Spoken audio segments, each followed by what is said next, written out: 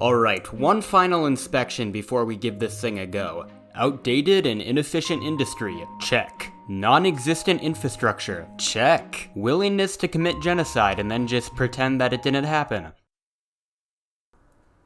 Yeah, I mean, we could probably figure that one out. It's 1914, and the Ottoman Empire, everyone's favorite reincarnation of the Roman Empire, is under the control of the Young Turks, who, despite their name, were not a rap group. Young Turks on the track and we angry, even though we... The Young Turks had seized power a few years back in a coup d'etat that left the Sultan as little more than a figurehead. Now, after another coup, real power lay with the so-called three pashas, Talat Pasha, Enver Pasha, and Cemal Pasha. These guys were the Prime Minister, Minister of War, and Minister of Navy respectively, so if anyone opposed them, they would be catching a lot more than hands. Now, the Pashas were painfully aware how far behind their empire was in regards to pretty much everything, but in order to modernize, they would need the support of one of Europe's great powers. Here were their options. Welcome back to another episode of The Bachelor, and before you yell at me in the comments, I am completely aware that I've already used this bit in another episode, but just work with me here. Today, we're trying to find a suitable partner for the outwardly handsome, but inwardly self-loathing Ottoman Empire. Our first candidate is Russia, whose bio reads, "I just want Constantinople and for you to be my puppets." Okay, so probably not that one. Let's see what France has to say. "I'm just a fun-loving gal who wants to help you out. By the way, I'm best friends with Russia." Okay, nope. Lastly, we have Germany, who says, "My parents are never home and I'm dummy good at building railroads." I mean, you should probably take what you can get, I guess. However, an alliance with Germany came with some baggage, namely a large continent-spanning war that had just started up, but it was going to be over by Christmas, so it was no big deal. Therefore, on August 2nd, 1914, the Ottoman Empire signed a secret alliance with Germany by offering them 2 dreadnoughts that the British were building for the Turks. However, what Germany didn't know was that the British had confiscated the Turkish ships a day before the treaty was signed, so the Ottoman Empire hadn't actually given Germany anything. Oh man, you just got totally duped! Germany got duped again when 2 of their cruisers became stuck in the Dardanelles between the British fleet and the still neutral Ottomans. The Turks offered to let the Germans dock in their neutral port as long as they were willing to pretend that the Ottoman Empire had bought the ships, thus bypassing all the weird neutrality laws. The Germans were forced to accept and were begrudgingly inducted into the Ottoman Navy. However, to make matters even more complicated, a ton of people in the Ottoman government, including Talat, were still opposed to entering the war, so Enver and Cemal had to figure out a way to get the Entente to declare war on them. Luckily, they just so happened to have some German ships sitting around with German crews that were still technically at war with the Entente, so get this, they dressed up the Germans as Turks and then had them attack Russia.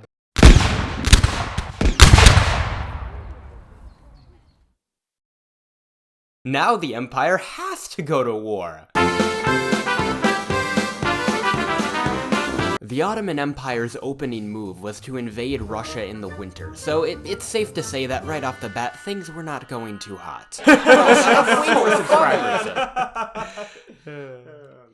There were also 86,000 casualties, so that's fun. Next step! Recruit more soldiers! The Ottoman Empire instituted mandatory conscription and ordered all eligible men to pack 3 days worth of food and report to the nearest conscription office. However, when they all showed up at the same time, the offices weren't able to handle all the recruits, and most of the men just ate up their 3 days worth of food and went home. This was an even bigger disaster than it sounds, because with all the men gone from the farms, the entire harvest failed and the empire was plunged into a famine. While this was all going on, the British had landed an Indian expeditionary force in the south of Iraq and occupied the strategic city of Basra with all of its sweet oil fields. You'd think just this would have been enough to get the US to join the fight right then and there, but apparently not.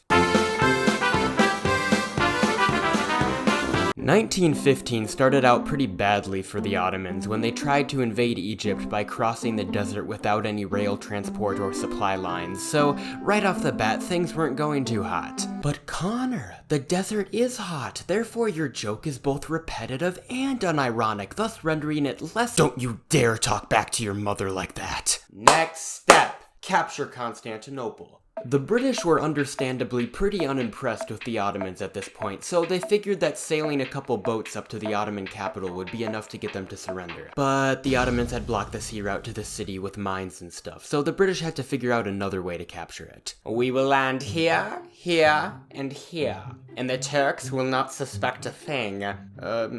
Don't you think that they might expect a ground force after our entire naval assault failed? What? No.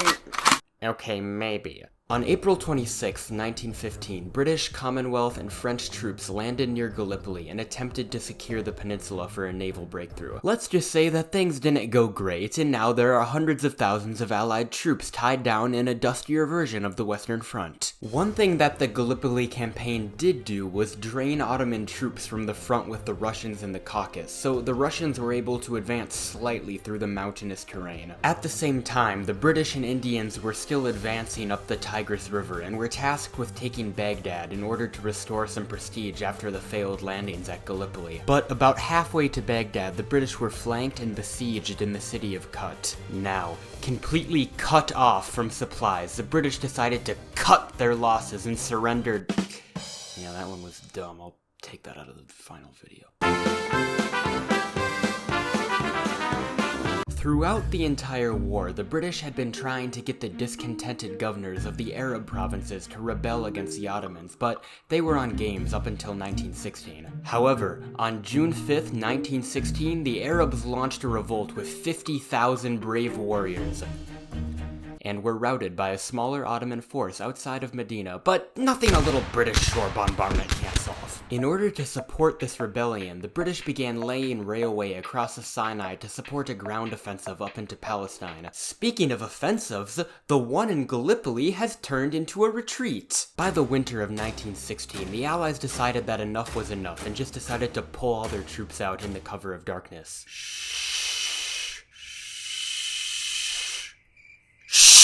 Oh, shoot, run!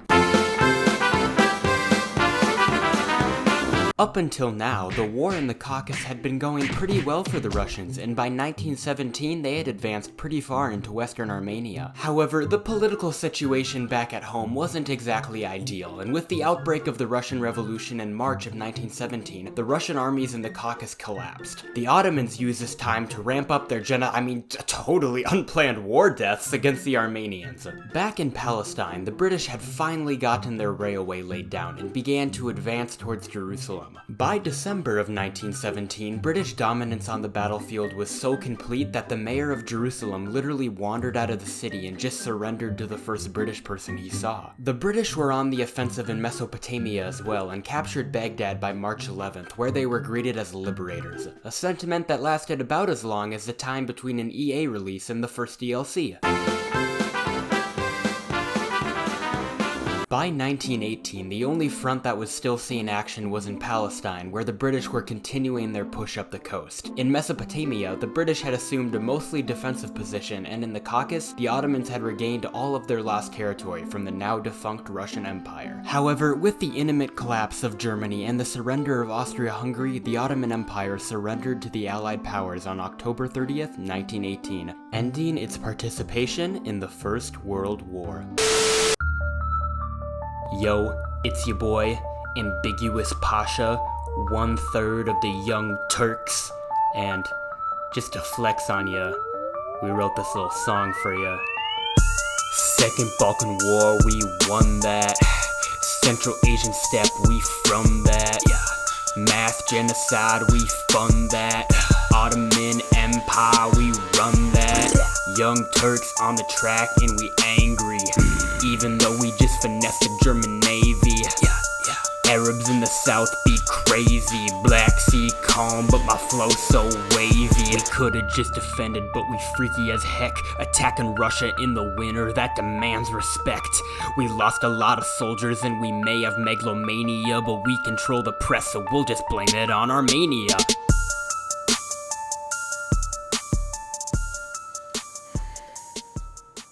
Oh, don't mind me, I'm just stretching the video out to 10 minutes.